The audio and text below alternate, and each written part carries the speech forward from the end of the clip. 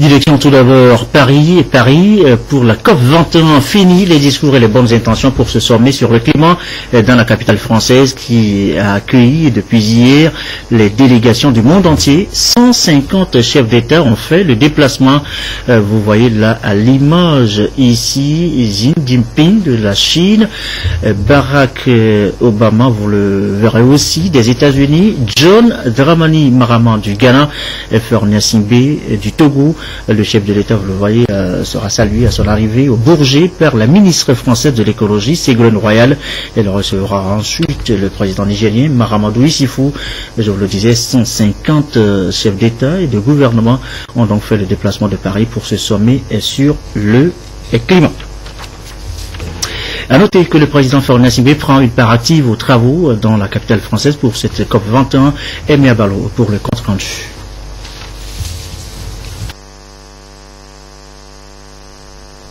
Ils sont 150 chefs d'État et de gouvernement à se retrouver à Paris avec un seul objectif: trouver un compromis pour limiter le réchauffement climatique mondial à 2 degrés Celsius d'ici à 2050. Un objectif noble au regard des effets néfastes causés par les changements climatiques avec les émissions de gaz à effet de serre. À Paris, les dirigeants du monde, parmi lesquels le chef de l'État togolais, Faure Gnassingbé, s'activent à parvenir à un accord pour limiter la vulnérabilité de l'écosystème mondial face aux dommages liés au changement climatique. Il est également question de trouver des mécanismes de suivi et de transparence dans les actions entreprises à travers des financements compensatoires que doivent consentir les grands pollueurs. Les intervenants à la cérémonie d'ouverture de cette COP21 et de la 11e conférence des parties ont laissé entrevoir cette vision de justice planétaire liée au dérèglement climatique.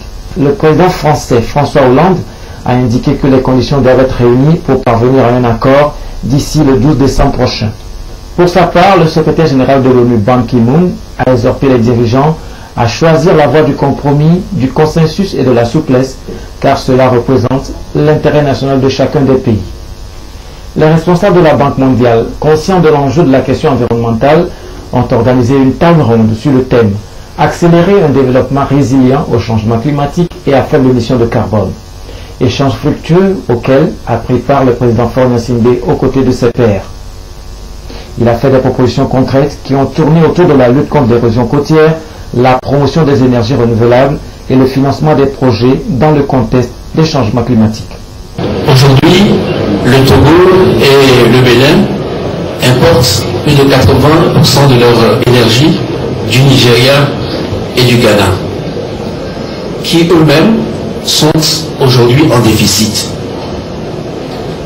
Le secteur lui-même souffre de déficit parce que nous subventionnons une énergie que nous importons. Les choix qui nous sont proposés aujourd'hui, c'est de mettre en place des centrales à charbon pour avoir des prix plus bas parce que la population n'en peut plus. Si nous devons rééquilibrer le secteur avec le même système de production, c'est l'importation, il faut augmenter les prix. Et nous ne pouvons pas parce que l'état de la pauvreté de nos populations ne permet pas d'augmenter ces prix.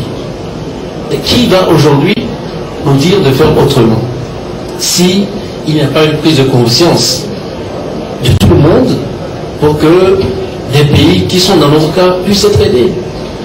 Le calcul simple que nous faisons, confronté à la situation de la population, c'est d'aller vers la source d'énergie la moins chère.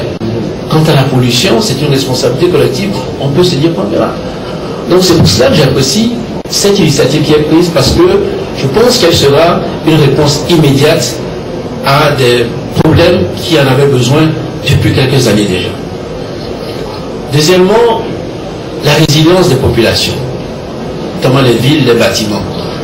En 2007, en 2008, pendant 3 ans de suite, je crois que, pour ceux qui connaissent Lomé, chaque année, à chaque saison des pluies, il y avait des sinistrés. Il y avait des inondations, il y avait des victimes. Et grâce à un programme de la Banque mondiale, qui est un programme d'urgence de construction d'assainissement, depuis 3 ans nous nous préparons, on a assaini, on a construit de grosses canalisations. Aujourd'hui, nous n'avons plus ce genre d'inondation à Lomé. Mais nous en souffrons dans d'autres villes de l'intérieur. C'est pour dire que des solutions existent s'il y a une volonté et si les financements suivent.